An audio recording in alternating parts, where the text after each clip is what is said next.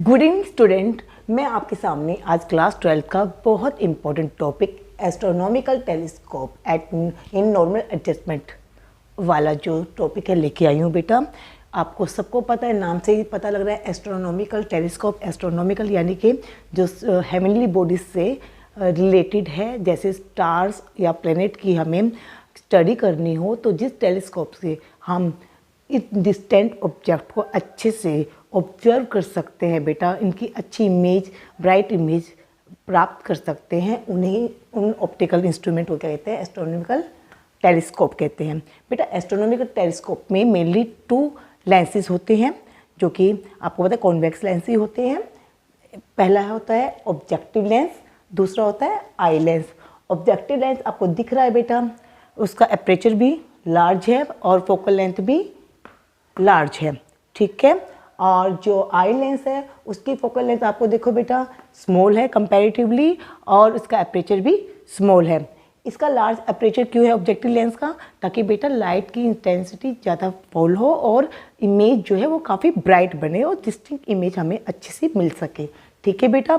अब जब भी हम डिस्टेंट जो भी ऑब्जेक्ट्स है, चाहे हम स्टार को स्टडी कर रहे हैं या फिर प्लैनेट को स्टडी कर रहे हैं, तो बेटा ऑब्जेक्टिव लेंस का जो ऑप्टिकल सेंटर है वहाँ से जो पैरेलल बीम ऑफ लाइट आ रही है वो एक एंगल सबटेंड कर रहे हैं, जिसे हम अल्फा एज्यूम कर लेते हैं, ठीक है बच्चों। और जब भी बेटा कोई भी इन्फिनिटी से रेस फॉल हो रही होती है, वो कन्वर्ज होके पता है फोकल जो फोकस पॉइंट है वहाँ पे कन्वर्ज होती है, वहीं पे इमेज बनती है। आपने रे डायग्राम में अच्छे से स्टडी कर रखा है लेंसेज के, तो बेटा वही है। बट यहाँ पे क्योंकि एंगल सबटेंड कर रखा है बेटा, जो अपना फोकल लेंथ है जिसे FO कह रहे हैं ऑब्जेक्टिव लेंस का, इसके प्रिंसिपल एक्सिस के परपेंडिकुलर जो हम इसे ड्रॉ कर देते हैं तो ये फोकल प्लेन बन जाता है, ठीक है बेटा। जब भी कोई डिस्टेंस से ray of light parallel beam जो गिर रही होती है, एंगल अल्फा सबटेंड कर रहा है, तो बेटा यहाँ से गुजरने के बाद इस फोकल जो प्लेन है इससे ये क्या करेंगे बेटा, इंटरसेक्ट करते हैं, वहीं पे इमेज बनेगी। जैसे कि हमें पता है बेटा, अगर parallel beam of light infinity से आ रही होती है, जो इमेज है वो फोकस पे बनती है, रियल, इन्वर्टेड और डिमिनिस्ड बनती है। बट क्योंकि यहाँ पे थोड़ा सा एंगल सबटेंड कर रखा है, जो डिमिनिस्ड ना बन के थोड़ी सी छोटी इमेज बनेगी कंपैरेटिवली, यानी कि बिल्कुल छोटी इतनी होगी कि ऑब्जर्व की जा सकती है। और वो ऑब्जर्व यहाँ पे हम कर रहे हैं A1 B1 से, ठीक है बेटा। क्योंकि यहाँ से आपको पता इंटरसेक्ट किया, क्योंकि ये एक कन्वर्जिंग लेंस होता है, कॉन्वेक्स लेंस, तो यहाँ से जो रे आएगी यहाँ पे सभी के सभी मीट करेंगी और एज ए रिजल्ट यहाँ पे इमेज बन जाएगी, ठीक है। उसे हम कहेंगे A1 और B1। साफ पता लग रहा है इन्वर्टेड इमेज है, ठीक है बेटा। अब हमें क्या करना है, आई लेंस को ऐसे एडजस्ट करना है बेटा कि जो इमेज बनी है ना ऑब्जेक्टिव लेंस से, वो क्या बन जाए, आई लेंस के लिए ऑब्जेक्ट बन जाए, ठीक है। और ये स्लाइड करके हम अच्छे से सेट कर देंगे। और यहाँ पे देखो FE है जो, ये focal length of eye lens हो जाएगी, ठीक है बेटा। अब यहाँ से रेज रिफ्रैक्ट होके जाएंगी आई लेंस से, ये देखो पैरेलल ही जा रही है बेटा, ठीक है। यहाँ पे कोई ऑब्जर्वर होगा तो उन्हें रेज यहाँ से पैरेलल यहाँ से एज्यूम कर रहा होगा और फाइनल इमेज अपनी कहाँ है, यहाँ पे बन जाएगी, ठीक है। जो ये फाइनल इमेज बनी हुई है बेटा, ये जो ऑब्जेक्टिव लेंस के थ्रू इमेज बनी थी A1 B1, उसके तो साथ में क्या कर रही है बेटा, इसी डायरेक्शन में है, इरेक्ट है। लेकिन जो ऑब्जेक्ट के कंपेयर में क्या है, इन्वर्टेड होगी। ऑब्जेक्ट तो यहाँ से स्ट्रेट है और ये इन्वर्टेड है इस तरह, और इन दोनों में इरेक्शन का ही रिलेशन है, क्योंकि जैसे यहाँ इमेज बनी है और फाइनल इमेज भी यही बनेगी, ठीक है बेटा। अब बात आती है magnification power of astronomical telescope की। बेटा आपको पता है क्या होता है फॉर्मूला मैग्नीफिकेशन पावर का, बीटा अपॉन में अल्फ़ा।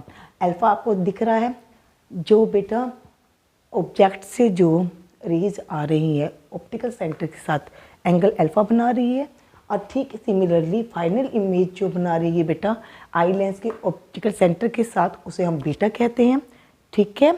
यानी कि इमेज जो एंगल सबटेंड कर रही है आई के साथ, ठीक है। और इमेज और ऑब्जेक्ट जो एंगल सबटेंड करिए आई के साथ, उसके रेशियो को हम मैग्नीफाइंग पावर कहते हैं। तो यहाँ पे बीटा और अल्फा आपको दिखाई दे रहा है बेटा, क्योंकि एंगल एक्सट्रीमली स्मॉल होते हैं तो हम टेंजेंट की फॉर्म में लिखते हैं, ऐसा आपने पहले भी पढ़ा होगा। देखो बेटा यहाँ पे थोड़ी सा क्लियरिटी लाने के लिए इस छोटी वाली ट्रायंगल जिसमें अल्फा है हम अलग से डिनोट कर लेते हैं। यहाँ पे देखिए बेटा O1 O1 B1 B1 और A1 सिमिलर है, हाँ या नहीं। सिमिलरली इस बीटा के लिए जो ट्रायंगल बन रहा है ये भी हमने सेपरेटली बना लिया है। यहाँ पे O2 B1 B1 और A1 यहाँ पे FE है, ठीक है बेटा।